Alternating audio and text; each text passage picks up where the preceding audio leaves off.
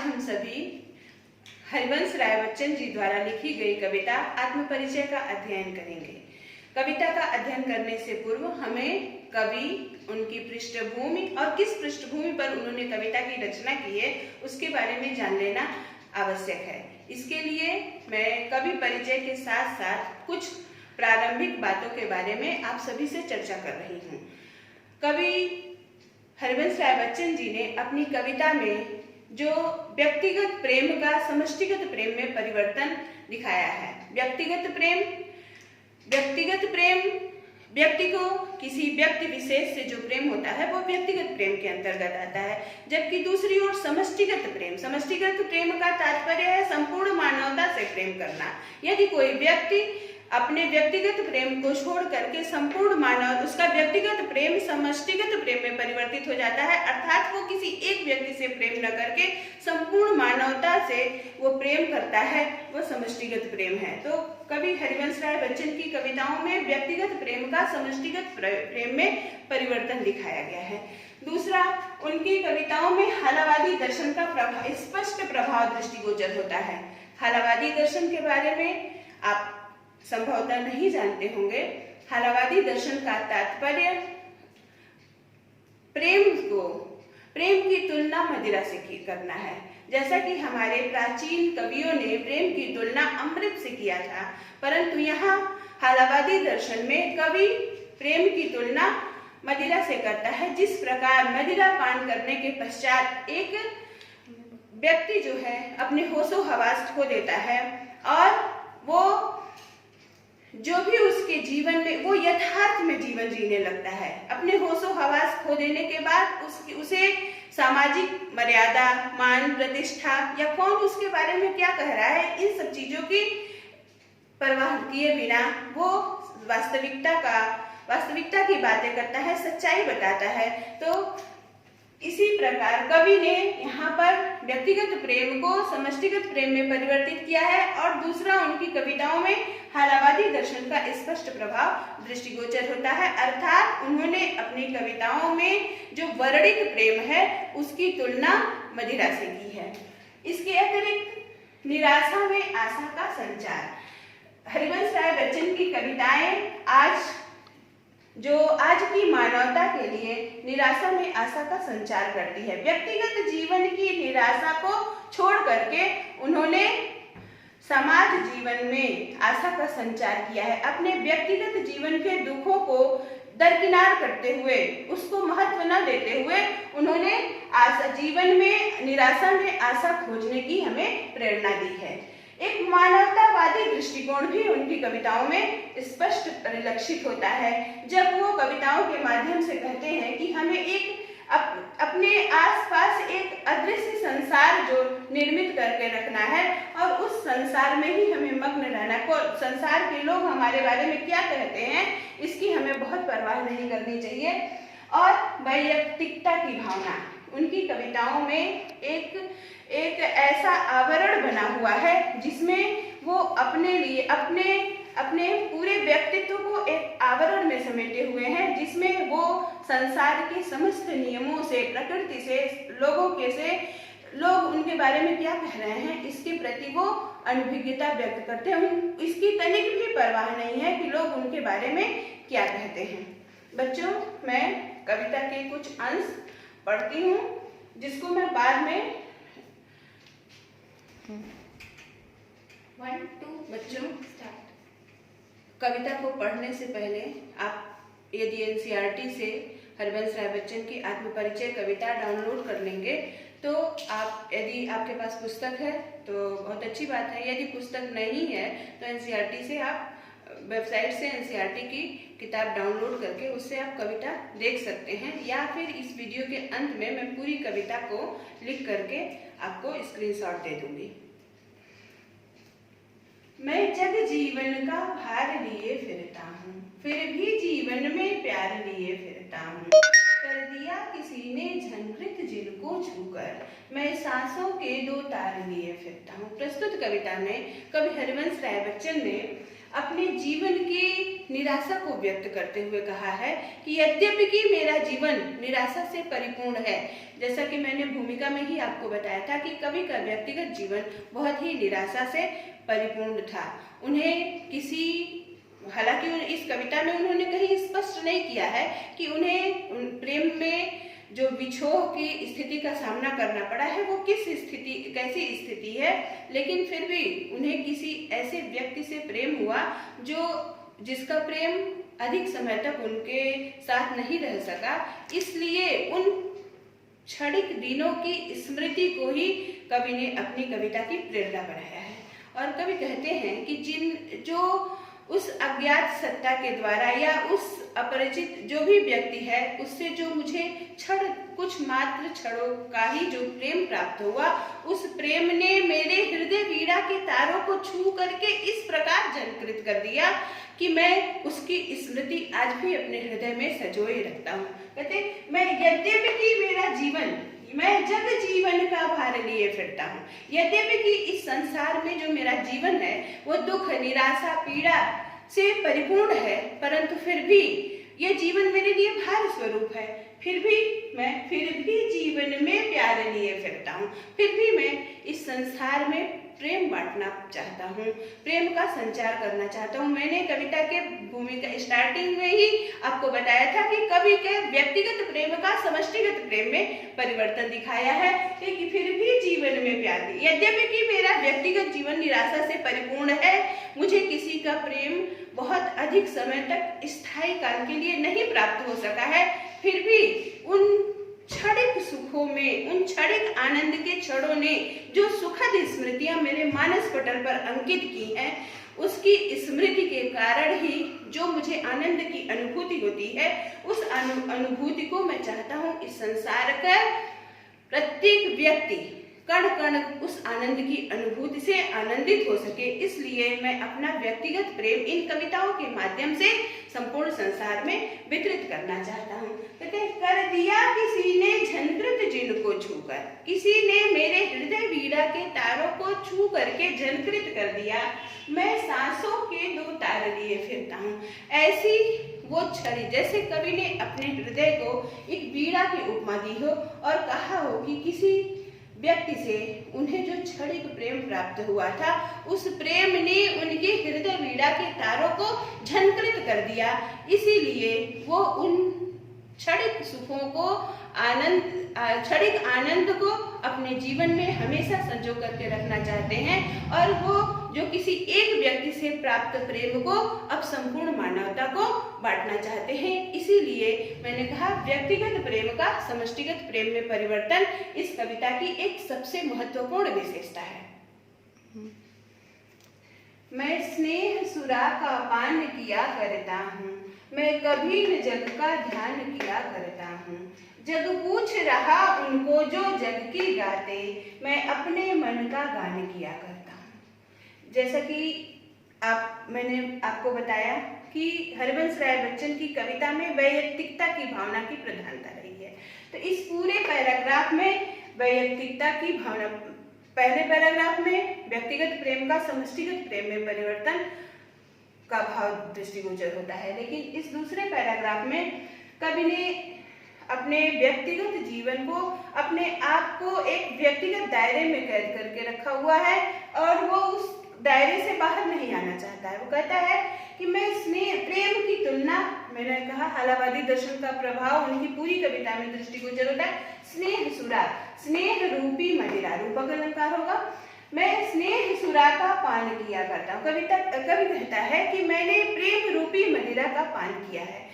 मैंने आपको पहले ही बताया कि पहले पैराग्राफ में जो कहा कि कर दिया किसी ने झनकृत जिनको छूकर, मैं सांसों के दो तारे लिए फिरता हूँ। कवि कहता है कि किसी व्यक्ति का जो मुझे प्रेम प्राप्त हुआ था वो क्षणिक था, और उस क्षणिक प्रेम ने जो मुझे आनंद की अनुभूति दी, उस आनंद की अनुभूति ने मुझे ये प्रेरणा दी है कि मैं इस प्रेम को संपूर्ण संसार में, संपूर्ण मानवता में, समस्त सजीव निर्जीव सचर अचर प्राणियों में मैं इस प्रेम को बांटता फिरूं।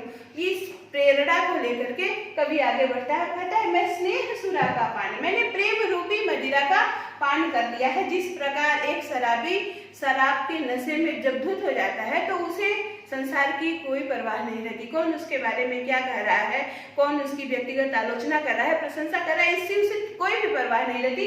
उसी प्रकार से कवि कहता है कि मैंने प्रेम रूपी मदिरा का पान कर लिया है और मैं कभी न जग का ध्यान किया करता हूँ। और उस मदिरा का पान करने के पश्चात यानी प्रेम करने के बाद इस संसार में लोग मेरे बारे में क्या कह रहे हैं, कोई मेरी आलोचना कर रहा है या प्रशंसा कर रहा है, इसकी मुझे तनिक भी परवाह नहीं। मैं कभी न जग का ध्यान यानी इस संसार का मुझे कोई परवाह नहीं है संसार की, कि लोग संसार के बारे में क्या, लोग मेरे बारे में क्या कह रहे हैं, मेरी आलोचना कर रहे हैं या मेरी प्रशंसा कर।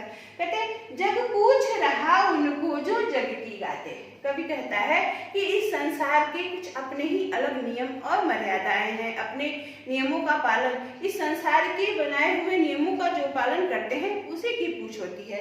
कहते जग पूछ रहा उनको जो जग की गाते। इस संसार के बनाए हुए नियमों का जो पालन करते हैं उसी की वाहवाही होती है, उसी की इस संसार में पूछ होती है। मैं अपने मन का गान किया करता हूँ। बहुत ही सुंदर अभिव्यक्ति है कवि की।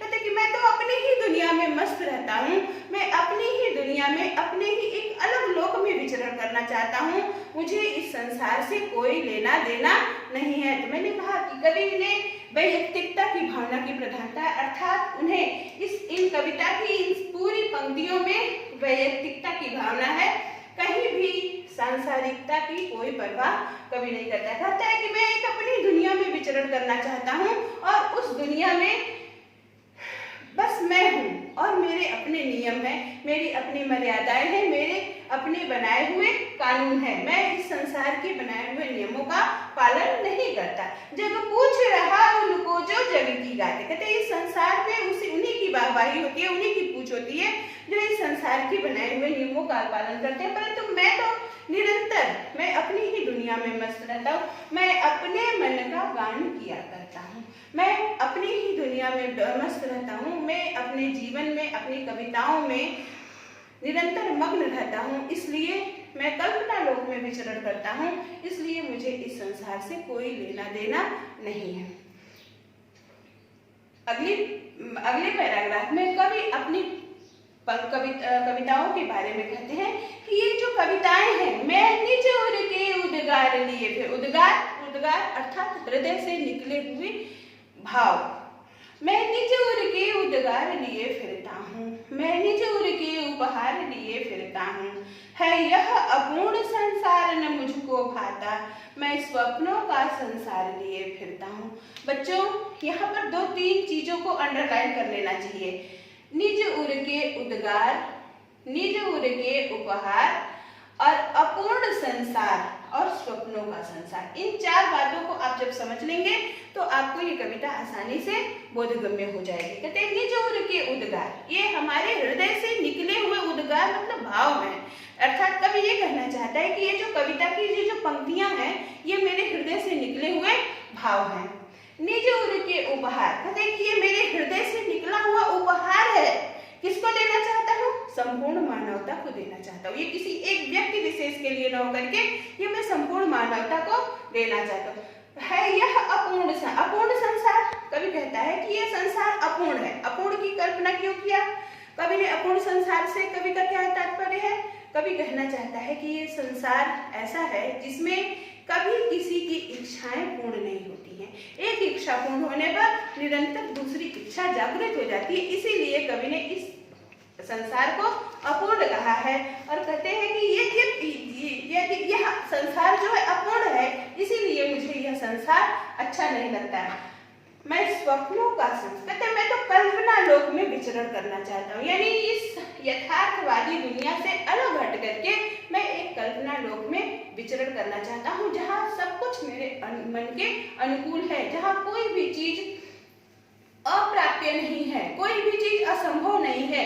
जिस चीज की मैं इच्छा करता हूँ वह चीज मुझे प्राप्त हो सकती है, इसलिए यह संसार, मैं इस संसार वास्तविक संसार को छोड़ करके निरंतर कल्पना लोक में विचरण करना चाहता हूँ। तो बच्चों इस पूरे पैराग्राफ में कल्पनाशीलता का गुण विद्यमान है। पहले पैराग्राफ में व्यक्तिगत प्रेम का समष्टिगत प्रेम में परिवर्तन, दूसरे में वैयक्तिकता की भावना और तीसरे में कल्पनाशीलता की भावना। पूरी कविता समाप्त होने के पश्चात मैं आपको अलग से जो शिल्प सौंदर्य होता है उसमें इस सभी का विशेष रूप से मैं नोट प्रदान कर दूंगी। ठीक है, मैं अब व्याख्या देख लेते हैं। मैं निज उनके उद्गार ने, कहते हैं कि इस संसार में जो क्षणिक सुख मुझे प्राप्त हुआ था, उस क्षणिक सुख के परिणाम स्वरूप मैंने जो संपूर्ण संसार में प्रेम बांटने की जो कल्पना की है, जो कार्य प्रारंभ किया है, उसमें ये जो कविताएं हैं, ये जो मेरे हृदय से निकले हुए भाव हैं, इन्हीं को मैं कविताओं के माध्यम से कवि संसार में प्रेम बांटना चाहता है। बच्चों, प्रेम किस रूप में बांटना चाहता है? प्रेम कोई वस्तु तो है नहीं कि जो हम सबको वितरित कर दें। कवि अपने हृदय से निकले हुए उस प्रेम को, कवि का प्रेम किस रूप में निकल रहा है? कविताओं के माध्यम से निकल रहा है। तो कहते हैं कि ये कविताएं जो है ये मेरे हृदय से निकला हुआ प्रेम है और इसी प्रेम को मैं संपूर्ण मानवता में बांटना चाहता हूँ। कहते हैं मैं निज उनके उद्गार लिए फिरता हूँ। ये कविताएं जो है वो मेरे हृदय से निकले हुए उद्गार है, भाव है। मैं निज उनके उपहार लिए फिरता, ये मेरे हृदय से निकले हुए उपहार है जो मैं संपूर्ण मानवता को प्रदान करना चाहता हूँ। है यह अपूर्ण संसार न मुझको भाता। कहते ये संसार जो है वो अपूर्ण है, इसलिए ये मुझे नहीं रुचिकर लगता, मुझे अच्छा नहीं लगता, मुझे भाता नहीं है। मैं स्वप्नों का संसार लिए फिरता हूँ। मैं निरंतर कल्पना लोक में विचरण करना चाहता हूँ। मैं निरंतर स्वप्न लोक में विचरण करना चाहता हूँ, जहाँ कोई भी चीज अगम्य नहीं है, अप्राप्य नहीं है। सब कल्पना के द्वारा सभी चीजों को प्राप्त करना संभव है। मैं जला हृदय में अग्नि रहा करता, सुख दुख दोनों में मग्न रहा करता।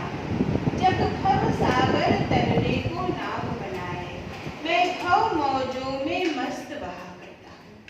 कवि कहता है कि मैं जला हृदय में अग्नि रहा करता हूँ। कहता है कि मेरे हृदय में एक अग्नि निरंतर प्रज्वलित होती रहती है। अब वो अग्नि कौन सी है? अपने प्रेयसी से प्रेम न प्राप्त कर पाने के कारण जो विरह की अग्नि है। कहते हैं कि ये जो विरह की अग्नि है वो मेरे हृदय में निरंतर प्रज्वलित होती रहती है। अर्थात मेरा हृदय निरंतर इस दुख में, पीड़ा में और वेदना में रहता है कि मुझे किसी के प्रेम का सुख दीर्घ काल तक प्राप्त नहीं हो पाया। कहते फिर भी यद्यपि कि मेरा मन बहुत ही दुखी है, अशांत है, मेरे अंदर विरह की वेदना निरंतर मुझे परेशान करती है, मुझे पीड़ा देती है, परंतु फिर भी मैं सुख दुख दोनों में मग्न रहा करता हूँ। कहते कि वो पीड़ा, वो व्यक्तिगत जीवन की जो पीड़ा है वो मुझे, मेरे हृदय को व्यग्र नहीं बना देती। मैं फिर भी सुख दुख समान भाव से जीवन में ग्रहण करता हूँ। मैं सुख और दुख, ऐसा नहीं है कि मैं सुख आने पर आनंदातिरेक में बह जाता हूँ और दुख आने पर अपने समस्त कर्तव्यों को भूल जाता हूँ। कहते कि यद्यपि कि मेरा हृदय दुखी है, परंतु फिर भी मैं सुख और दुख दोनों में समान भाव से रहता हूँ। कहते सुख दुख दोनों में मग्न रहा करता हूँ। जीवन के दोनों अध्यायों का मैं समान रूप से आनंद लेता हूँ। दोनों को जीवन यापन करने में मैं मग्न होकर के जीवन यापन करता। कहते जग भव सागर तरने को नाव बनाए।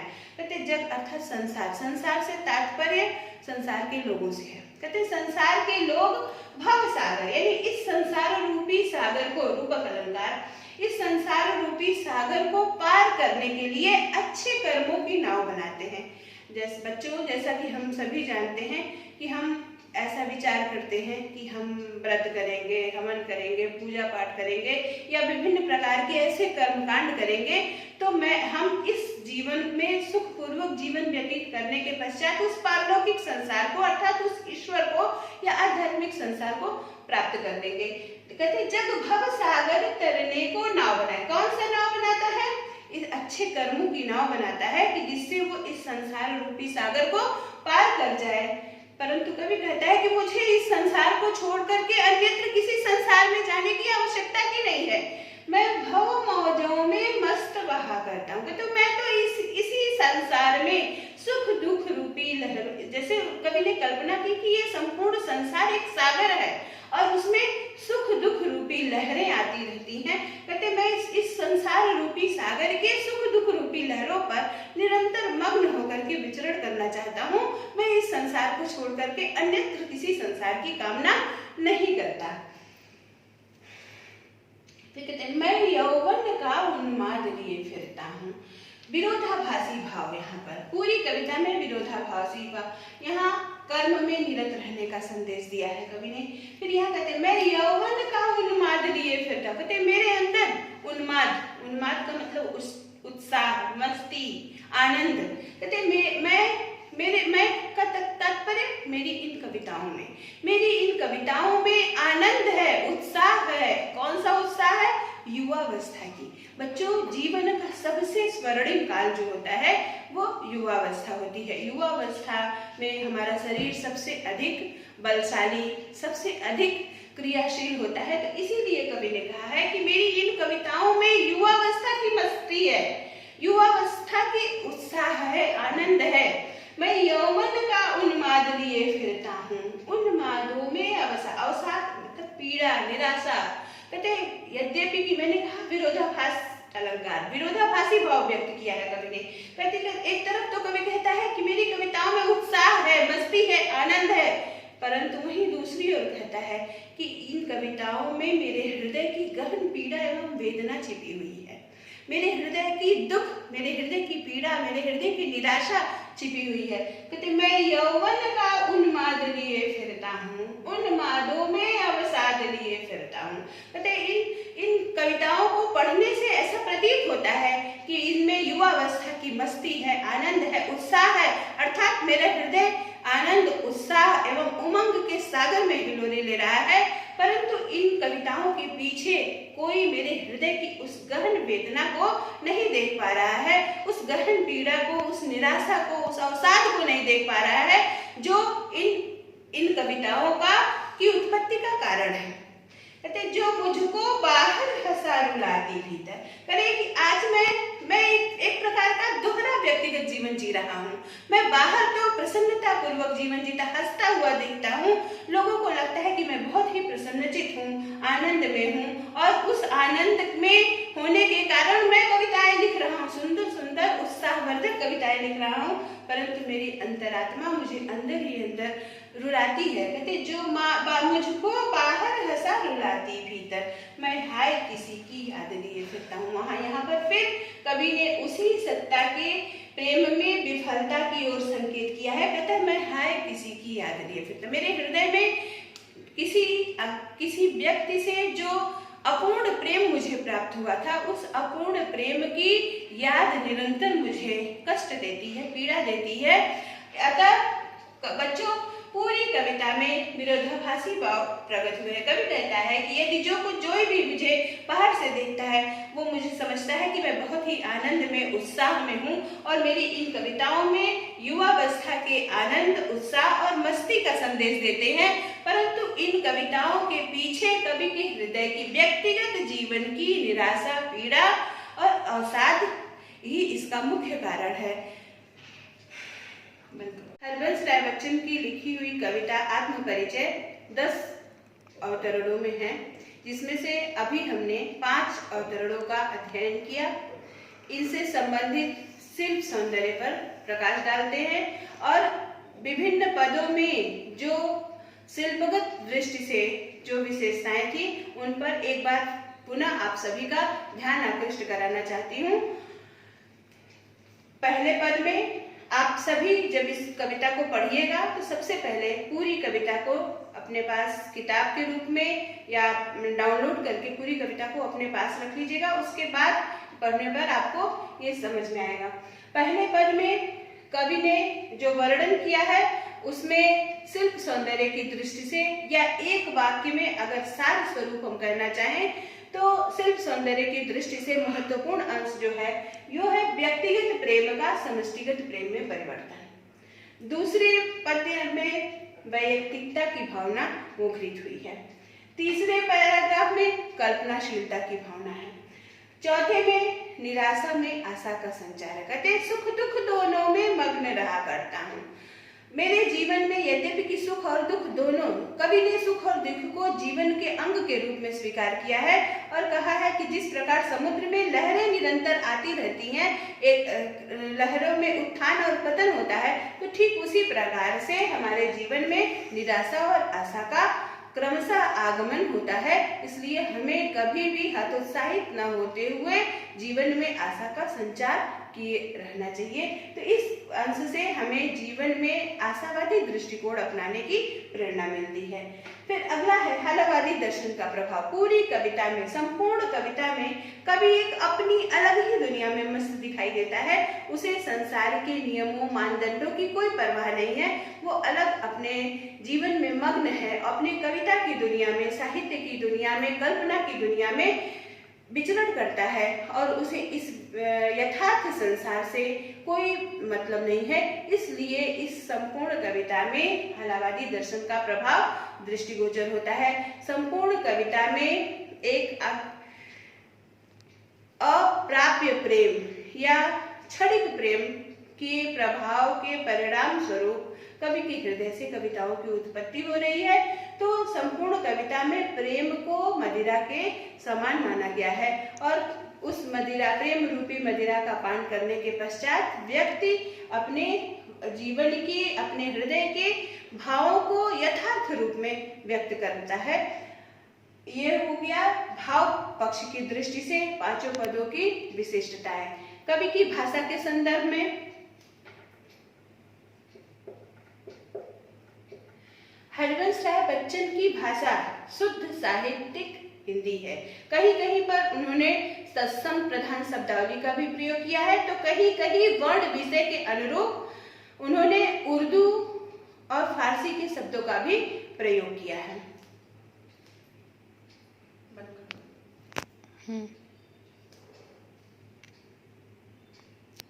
अलंकार। अलंकार में कवि ने विशेषता, रूपक और विरोधाभास अलंकार का जगह जगह पर इसका प्रयोग दृष्टव्य है।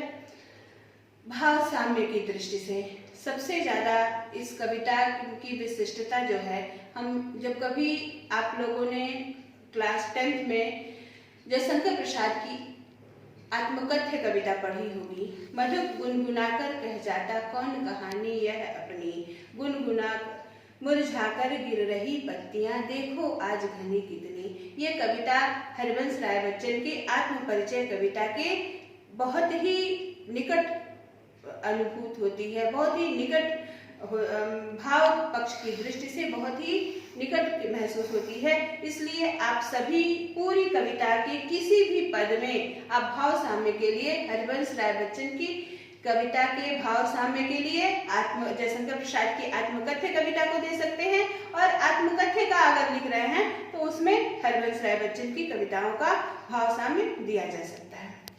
आत्मपरिचय कविता के ये 5 पद जो हैं आज इस क्लास में कंप्लीट होते हैं। कल हम लोग इस कविता के शेष 5 अंशों का अध्ययन करेंगे।